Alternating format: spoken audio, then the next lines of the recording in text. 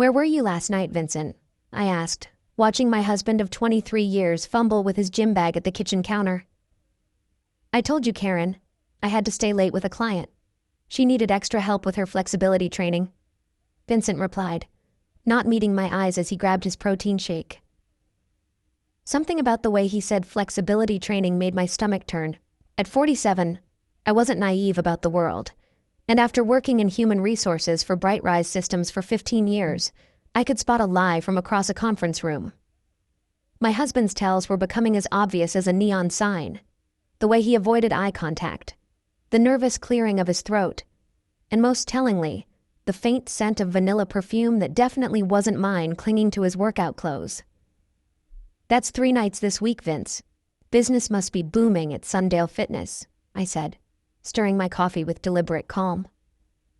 Vincent, at 52, had always been proud of his physique. Even now, his graying temples and laugh lines couldn't hide the fact that he still turned heads at the gym, where he worked as a personal trainer. But lately, those heads he was turning seemed to be getting younger and younger, and his explanations were getting thinner and thinner.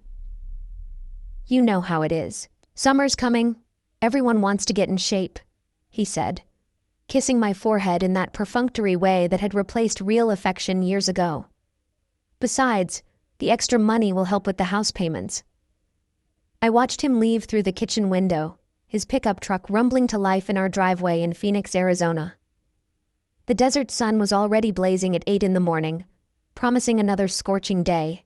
As Vincent backed out, I noticed something that made my blood run colder than our air conditioning. He was humming.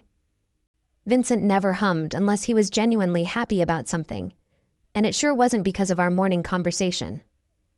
That evening, I decided to do a little investigation of my own. While Vincent showered, I slipped outside to his truck.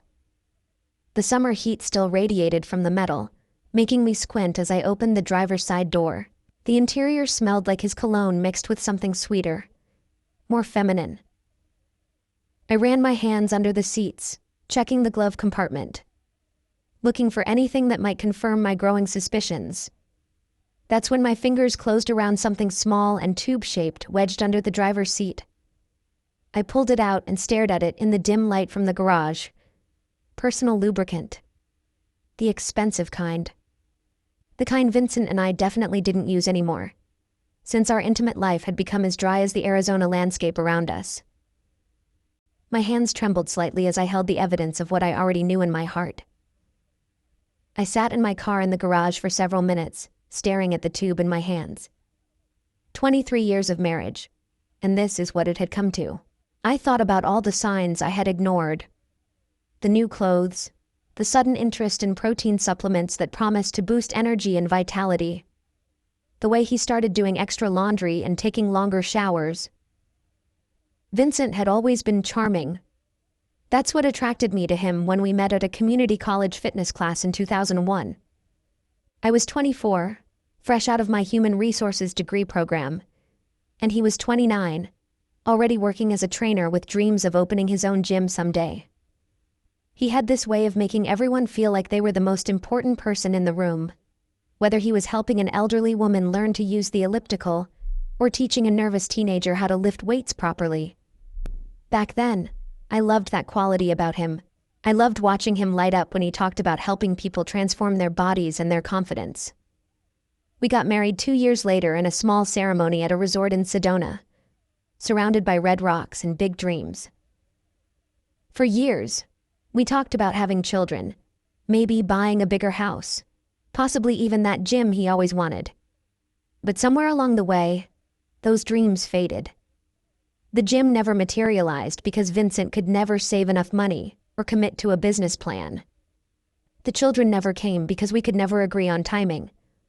And then suddenly we were in our 40s, and the conversation just stopped happening.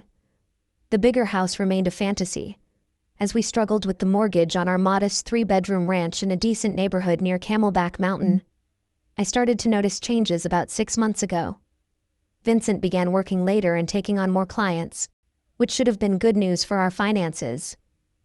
But instead of being tired when he came home, he seemed energized, almost giddy. He started buying new workout clothes, expensive ones from brands I'd never heard of.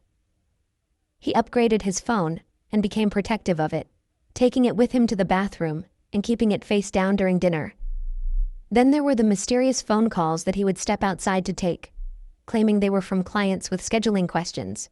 The way he started talking about one client in particular, a young woman named Kylie, who was really dedicated to her fitness journey and needed specialized attention for her unique goals.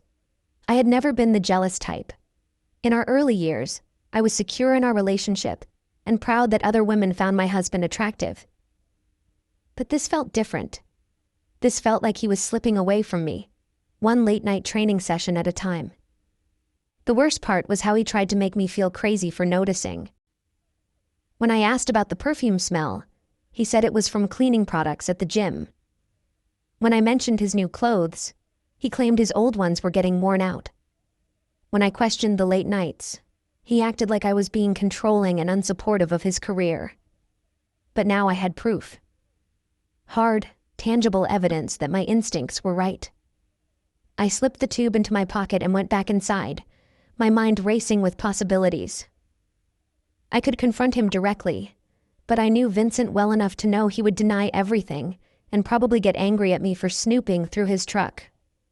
I could hire a private investigator, but that felt both expensive and humiliating. Or I could do what my human resources training had taught me to do when dealing with workplace problems: gather more information and develop a strategic response. Over the next few days, I became a detective in my own marriage. I started paying closer attention to Vincent's patterns. He worked late on Mondays, Wednesdays, and Fridays, always returning home around 10 p.m. with stories about his dedicated client, Kylie. He was always freshly showered when he got home, claiming the gym's facilities were better than ours. His phone buzzed constantly with what he said were fitness app notifications. I also did some social media investigation. It didn't take long to find Kylie Morrison on Instagram. 23 years old, blonde, with the kind of artificially enhanced curves that required both good genetics and a skilled surgeon. Her profile was full of gym selfies and inspirational quotes about living your best life, and age is just a number. She had recently started posting videos of her workouts, always filmed from flattering angles that showed off her technique and her trainer's strong hands guiding her form. The trainer was clearly Vincent, though his face was usually just out of frame. But I recognized his voice giving encouragement, his laugh when she made jokes, and especially his hands. I had been married to those hands for over 2 decades. The videos were posted on Monday, Wednesday, and Friday evenings, always around the same time Vincent was supposedly helping with her flexibility training. The comments were full of fire emojis and thirsty responses from men asking about personal training availability. Kylie responded to some of them with winky faces and promises that her trainer was the best and really knows how to work out all the kinks. What pushed me over the edge was a video posted the previous Friday. It was filmed in what looked like a private studio or apartment, not the main gym floor. Kylie was doing stretches that seemed more appropriate for an adult entertainment website than a fitness routine, and Vincent's voice could be heard clearly in the background saying, "That's perfect, baby. Hold that position for me." Baby. He called her baby. I sat in my office at Brightrise Systems, supposedly reviewing employee files, but actually planning my response to this betrayal. I could have chosen the high road. I could have packed my bags and filed for divorce like a mature adult. I could have confronted them both and demanded explanations and apologies. Instead, I decided to get creative. If Vincent wanted to play games with tubes of lubricant, then we were going to play a game. But this time, I was going to control the rules, and I was going to make sure that everyone involved learned a lesson they would never forget. That Saturday morning, I woke up with a clarity I hadn't felt in months. Vincent was still sleeping, snoring softly beside me like he didn't have a care in the world. I slipped out of bed and made my way to the kitchen, where I started my day with a cup of coffee and a very specific shopping list. My first stop was Home Depot. I walked through the aisles with the confidence of someone who knew exactly what she was looking for. In the adhesives section, I found what I needed: Gorilla Glue professional grade, the kind that creates an instant, permanent bond that can only be separated with industrial solvents. or, in extreme cases, medical intervention. The teenage cashier barely looked up as he rang up my purchase. "Working on a project?" he asked with the polite disinterest of someone making minimum wage. "You could say that," I replied, smiling sweetly. "Something that needs to stick forever." My second stop was a medical supply store where I purchased a large syringe, the kind used for administering medications to livestock. The clerk asked if I had horses, and I told her I was helping a friend with her ranch animals. Another small lie in what was becoming a very strategic operation. Back home, Vincent was in the shower, getting ready for what he claimed was a Saturday morning training session with a new client who could only meet on weekends. I could hear him humming again, that same contented sound that now made my skin crawl. I worked quickly and carefully in the kitchen. Using the syringe, I extracted every drop of lubricant from the tube I had found in his truck. Then, with the precision of someone who had spent years managing employee benefits and workplace safety protocols, I refilled it with the Gorilla Glue. The consistency was remarkably similar, and the tube resealed perfectly. Unless someone squeezed it out and examined it closely, they would never know the difference. I wiped down the tube, removing any fingerprints, and slipped it back under Vincent's driver's seat exactly where I had found it. My heart was pounding with a mixture of adrenaline and satisfaction. This wasn't just about catching a cheater. This was about ensuring that the consequences of his actions would be immediate, undeniable, and unforgettable. Vincent emerged from the shower looking like he was heading to a photo shoot instead of a training session. He had trimmed his beard, used the expensive cologne I had bought him for Christmas, and was wearing workout clothes that probably cost more than my car payment. "Big session today?" I asked innocently, not looking up from my morning crossword puzzle. "Yeah, this new client is really motivated. Might take a few hours," he said, checking his reflection in the hallway mirror one more time. "Well, you certainly look motivated too," I said, allowing just a hint of sarcasm to creep into my voice. He kissed the top of my head, the same perfunctory gesture he had been giving me for months. "Love you, babe. Don't wait up if I'm late." I watched him leave, and as soon as his truck disappeared down the street, I put the second phase of my plan into motion. I called Vincent's mother, Doris, who lived about 20 minutes away in Scottsdale. "Doris, it's Karen. Are you busy today? I was thinking we could have a girls' day. Maybe brunch and pedicures?" Doris was delighted. At 74, she didn't get as many social invitations as she used to, and she had always liked me better than Vincent probably deserved. She had been making subtle comments lately about how Vincent seemed different, and how she hoped he was treating me well. "That sounds wonderful, honey. Should I pick you up?" "Actually, I'll come get you. I need to get out of the house for a while." Perfect. This would establish my alibi and ensure that I was nowhere near the scene when Vincent and his flexibility student discovered my little modification to their afternoon plans. I picked up Doris at noon, and we headed to a trendy brunch spot in Old Town Scottsdale. She was wearing one of her colorful pantsuits and had clearly put effort into her appearance, excited for our outing. As we settled into our booth, I felt a twinge of guilt about involving her in my revenge plot, even indirectly. But I also knew that if my plan worked, she would eventually learn the truth about her son's behavior anyway. "You look lovely today, Karen, but you seem a little tense.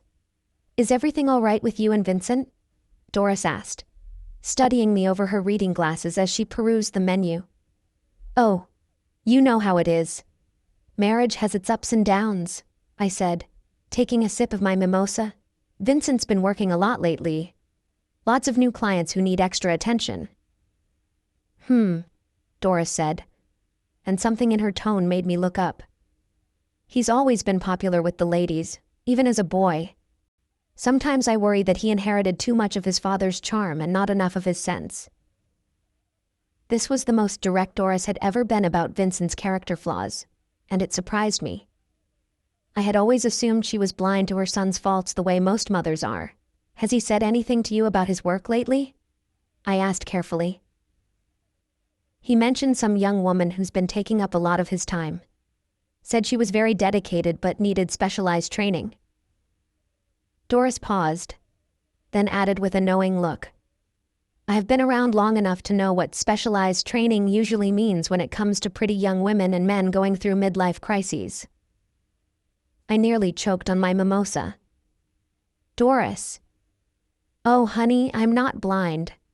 Vincent's father went through the same thing when he turned 50. Started buying sports cars and dating his secretary. She reached across the table and patted my hand.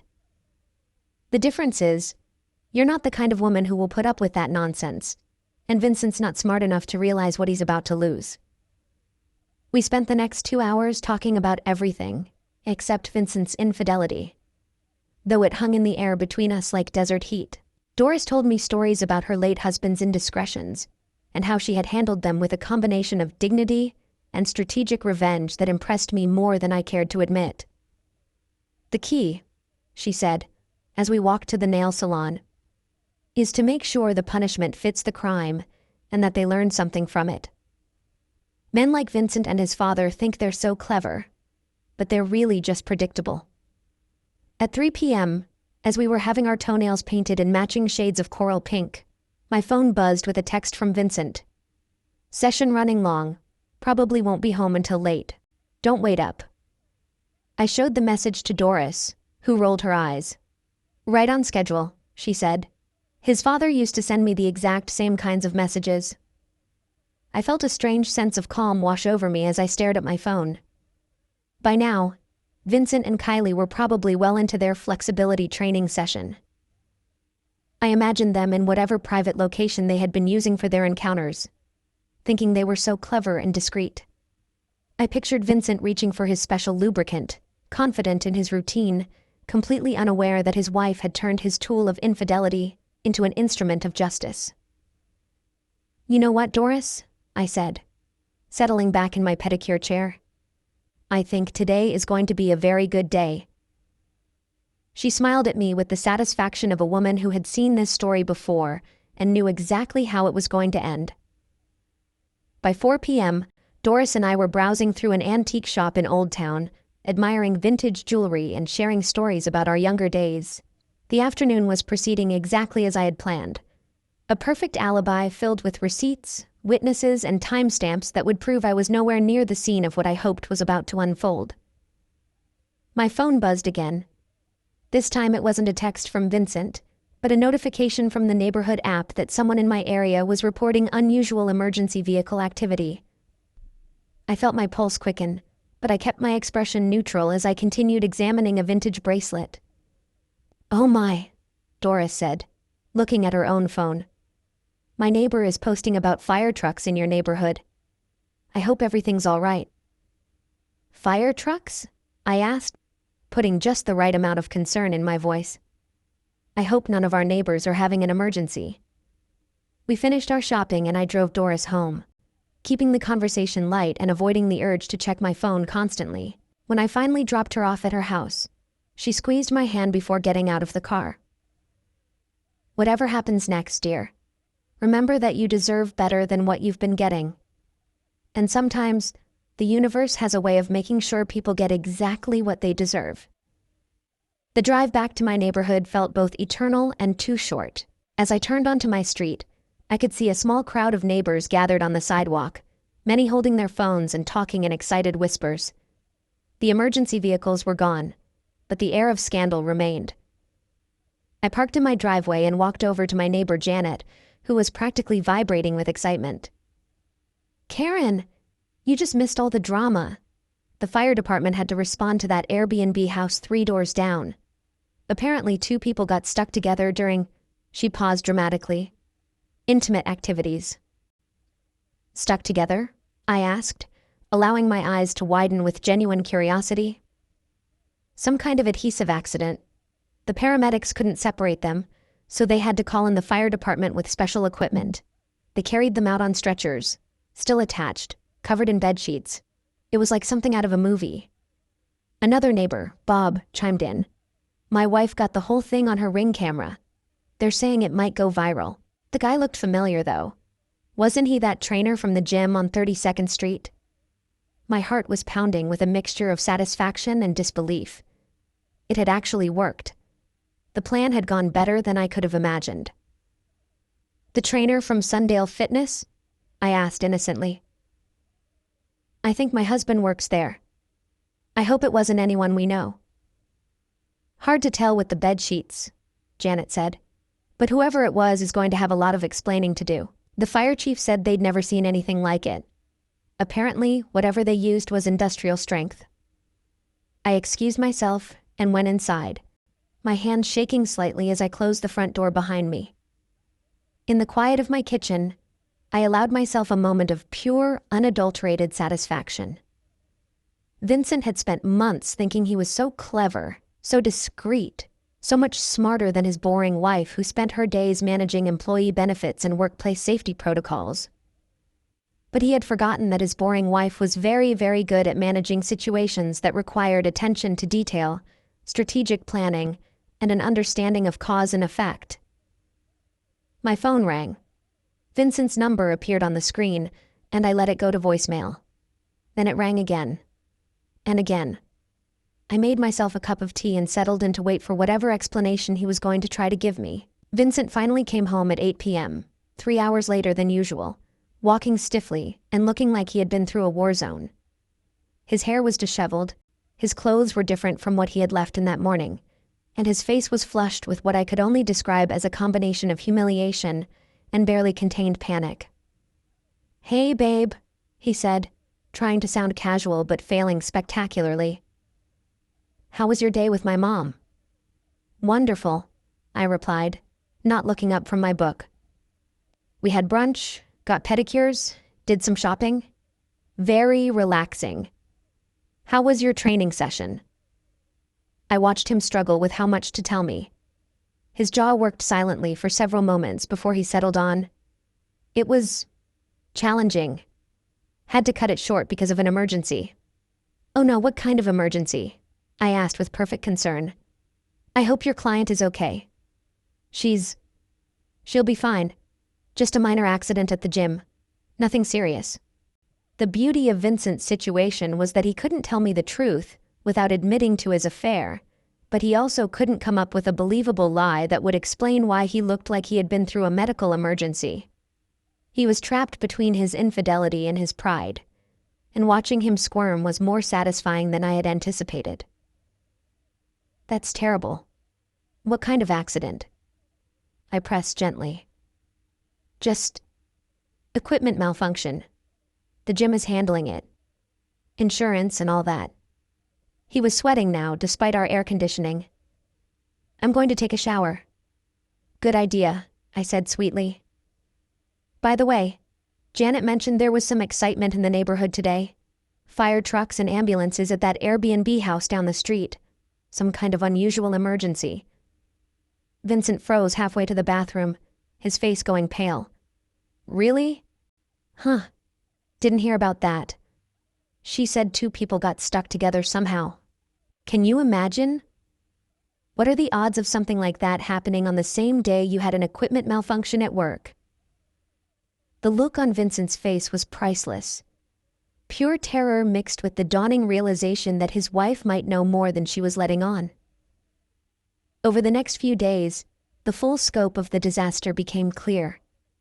The Ring camera footage had indeed gone viral, racking up millions of views across social media platforms. While Vincent and Kylie's faces weren't clearly visible due to the bedsheets, enough identifying details were shown that people in the local fitness community quickly figured out who they were. Sundale Fitness fired Vincent immediately, citing a morals clause in his employment contract and the negative publicity affecting their business. Several of his other clients canceled their sessions, not wanting to be associated with the scandal. Kylie, who had been building a social media following as a fitness influencer, found her comment sections flooded with jokes about being stuck on her trainer and getting really bonded during workouts. The local news picked up the story as a humorous human interest piece, though they were careful not to name names. The anchor delivered the report with barely suppressed laughter, describing it as a cautionary tale about reading labels carefully, and proof that some workout equipment requires professional handling. Vincent tried to maintain his innocence for exactly 3 days before the weight of evidence and social media humiliation broke him down. He confessed everything while I sat at our kitchen table, drinking coffee and listening with the patience of someone who already knew every detail he was about to share. It just happened, Karen. I didn't plan it. She was just so young and enthusiastic, and you and I had been distant for so long, and she made me feel like I was still attractive and vital. And the lubricant under your truck seat?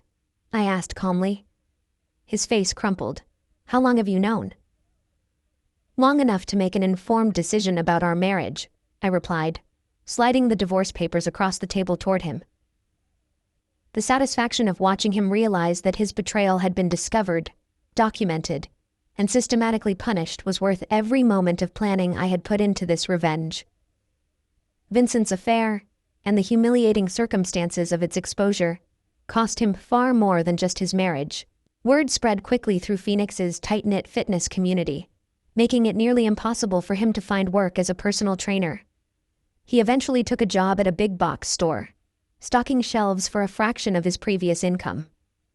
Kylie deleted her social media accounts and moved back to Ohio to live with her parents, her influencer dreams destroyed by memes and mockery. The viral video followed both of them everywhere, a permanent reminder of their poor choices and their underestimation of a woman they thought was too boring to fight back. They had learned, in the most public way possible, that actions have consequences, and that sometimes those consequences come with industrial-strength adhesive. I kept the house in the divorce settlement and used my share of Vincent's retirement account to finally take that trip to Italy I had always wanted. As I sat in a cafe in Rome, watching the sunset over ancient streets and sipping wine that cost more than Vincent's daily wages, I reflected on the strange journey that had brought me to this moment of peace. Sometimes revenge isn't about destruction. It's about precision, patience, and ensuring that justice is served with just the right amount of permanent adhesive.